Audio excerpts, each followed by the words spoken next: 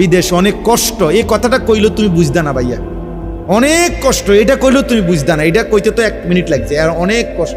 তো বাস্তবতা হলো তার চাইতে অনেক বেশি কষ্ট।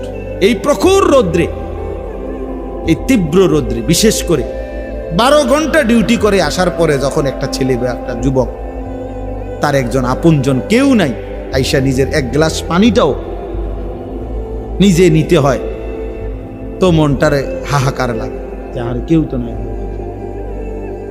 অথচ 28 বছর বিদেশ করতেছে।